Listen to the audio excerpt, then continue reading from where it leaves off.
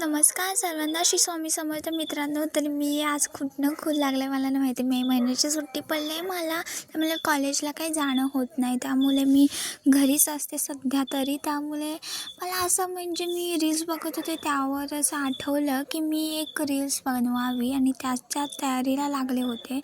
तर चेहरा माझा इतका डल झाला आहे की मी सांगू शकत नाही की इतका म्हणजे स्किन माझी इतकी मला साथ देत नाही ना की माझ्या चेहऱ्यावर काळे काळे डाग झाले. त्यामुळे थोडा तरी चेहऱ्याची केअर करायला पाहिजे, म्हणून मी त्यासाठीच थोडीशी मुलतानी माती, थोडीशी हळद, ती जी की मी घरगुतीच बनवलेली घेतली आणि थोडीशी कॉफी टाकले. त्याचं मिश्रण करून तुम्ही गुलाबजल असेल तर त्या किंवा पाणी त्याचं एकत्र मिक्स करून घ्यायचं आहे आणि त्याला मिक्स करून 5 मिनटासाठी फक्त आपल्या चेहऱ्यावर लावायचं आहे. थोडा तरी म्हणजे ग्लो येतो दिवसभराचा.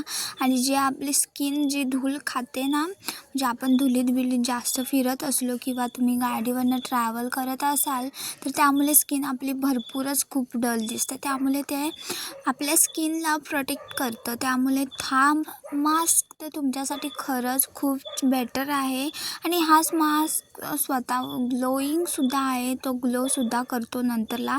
तो जेव्हा आपण त्याला 5 मिनटानंतर किंवा तुम्ही 10 मिनटं ठेवलं तरी चालेल. फक्त काय वेळेला आपण करतो एक आणि होतं एक. त्यामुळे काय जणांची स्किन आहे ना, ती जास्तच म्हणजे जास्त वेळ ठेवलं तर जास्तच म्हणजे काय जणांना म्हणजे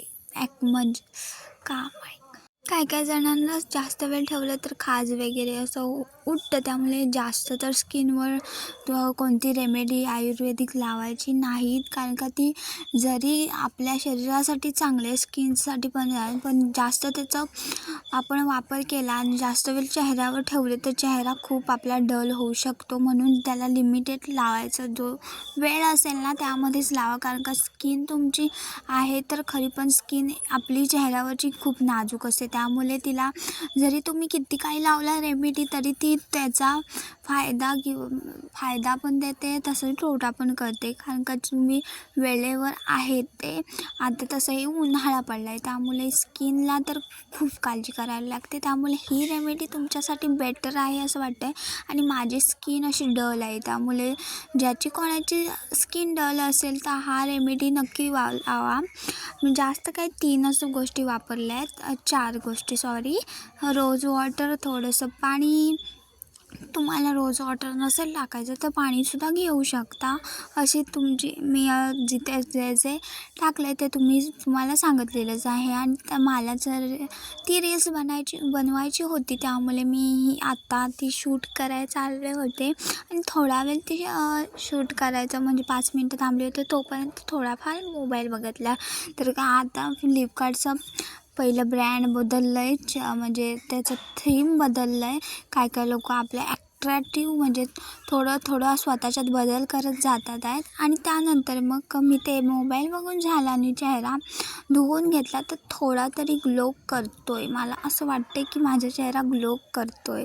कारण तुम्ही जेव्हा कोणतीही स्किन केअरला अप्लाय करता काही गोष्टीत काय होतं, मला तर असं होतं मी काही गोष्टी हिमालयाच्या वापरते पण त्या माझ्या स्किनला असं प्रोटेक्ट नाही करत. कारण प्रत्येकाची स्किन असते जी की.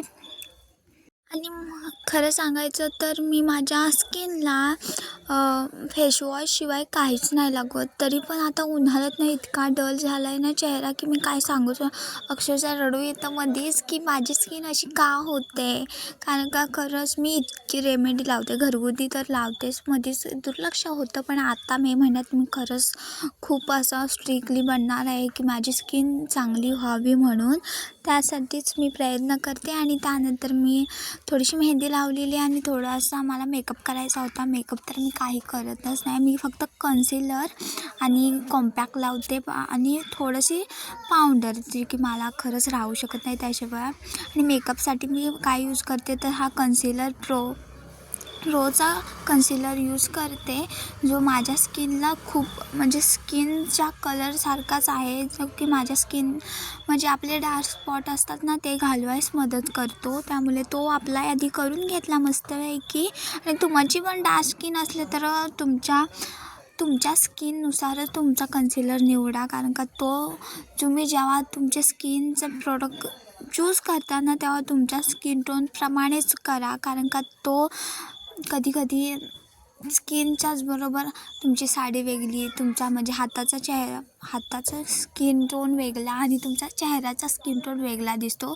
त्यामुळे आपला परफेक्ट लूक नाही बनत. त्यामुळे तुमचा जसा बॉडीचा बेस असेल ना तसाच चेहऱ्याचा पण बेस ठेवा, कारण का तर आजच्यासाठी एवढंच होतं. व्हिडिओ आवडला असेल तर लाईक, शेअर आणि सबस्क्राईब करा. आणि त्यानंतर हा माझा शेवटचा लूक आहे जो मी तुम्हाला दाखवते. मला रील्स काढायचे त्यामुळे फारसा व्हिडिओ मी केलाच नाही. तर आजच्यासाठी एवढंच होतं. बाय बाय सर्वांना, धन्यवाद.